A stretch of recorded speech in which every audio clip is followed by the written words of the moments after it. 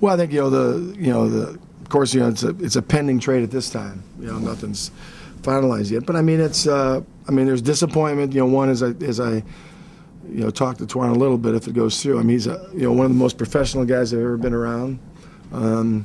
And it's unfortunate the way this the season took a turn from the beginning with injuries to him and injuries to Mike Miller and Randy Foy that we just never could get any tread or any traction as far as what we were trying to do. And then, of course, the situation with Gil kind of tainted everything and sent everything really in a different direction. But through that, and I told him this, when you're in games where you lose as many close games as we've lost, 15 games, 5 points or less, the guys, they never quit, and they played hard.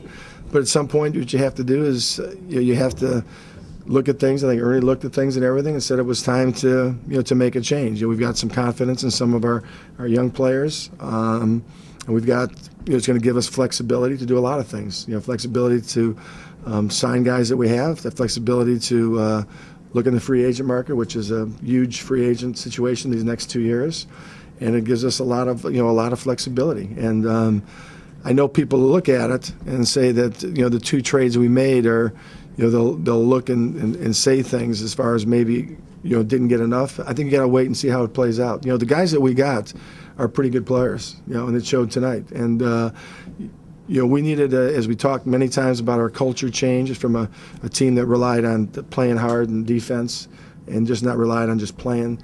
And I think that the guys we got, they bring some of that, to our team. And I think what happened, too, is if you saw Dre was a lot different, a more aggressive player, a more, more intense player, didn't have his lapses, more consistent type player. And so sometimes when you bring people in like that, the guys that you have, they bring them along right with you. Flip, what's the last couple of days been like for you? I mean, here all of a sudden you've got all your star players are gone. Mm-hmm. You have new stars. Well, probably if I wouldn't have been in the CBA for 7 years, I probably would have gone crazy. But haven't been in the CBA and haven't gone through all that. And I told our guys before the game, I said, this doesn't change going into the game. I said, I expect us to go out and compete and win.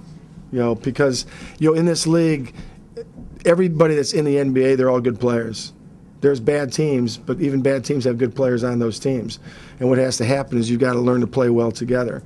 And I said sometimes as a whole can be better than the parts. And that's how that has to kind of be our marching orders and how we have to play. And we've got to trust and believe in each other. But I mean, even tonight, yeah, it was an emotional game. It was emotional for the players. But even during the game, even at the end, there was as much emotion in that game tonight with our new guys, old guys, that we've had all year. Even from the beginning of the year. And so I think, I think that you can see that it was, we have pretty good chemistry at this point. But that's one game. Now we get to play Denver, who's a pretty good team. And so we'll see, where we're at. Flip, was Antawn emotional about it? I think, I think what's happened is there's been so many things going on. I think that, like I said, I think that if it happens, he's going to be emotional. But I think. Like anything, I think that people, when your name is mentioned so much, you're almost prepared. And I didn't talk to him that much. I mean, we just decided that he wasn't, play right before the game. So. Flip, if this deal is true, Antawn has done a lot more than just go out and get you 20 and 10 a night. Right. He's been the spokesman for this organization, good, bad, and different. How different is that locker room going to be now if he's not there? I think it's going to. There's no question it's going to be different. I said to him, he's been one of the most professional players I've ever been around. But what happens? Sometimes players can also use that as a crutch. Go talk to Antawn, because he's the mature guy. So now what has to happen is all the other players have to mature. And they all have to kind of, not one guy is going to take over and can be replace Twan from a standpoint of either on the court or from a standpoint of his leadership in the locker room. It has to be, a number of guys as far as to do that. And, we've had since we made the trade with Caron and everything, we've had a different locker room. I mean, our younger players, I say that, Nick and those guys, they're different right now. Whether it's they realize, hey, this is a business, and that if you don't perform at a certain level, things can happen no matter who you are, and that you have obligations to live up to. And those guys have had a different sense of urgency as far as on the court, and they know that there's really not a comfort level. And I think that in this league, the teams that have success are teams that play with a sense of urgency. Whether it's a team that's good, they have their sense of urgency knows that. You only have so many. The good teams, you only have so many times we have an opportunity to win a championship. And if you have a team that's built that way, you've got to take advantage of it at that point, because it might not come again. And so you have to create that sense of urgency. With the young players, how much do you think that sense of urgency comes from? Now they have fewer big veterans in front of them. Well, but I told them, and I said this before. Just because they're there, that doesn't mean they're going to play. They have to do things. They have to play the right way in order to earn their minutes. I don't think that, this league, nothing's given to you. You have to earn everything. And just because those other players, whether it's a James Singleton, Fab played well tonight. I'm not afraid to put those guys in at this point. I just want guys that want to compete, play hard, and play intelligent. And if you do that, we're going to give ourselves a chance. And I think what you're going to do is, I think the fans are going to enjoy how hard they play. I think they'll get into how the team is, and the fans will be a part of what it is. Prior to the game, that was about as quiet a crowd as I've ever been around.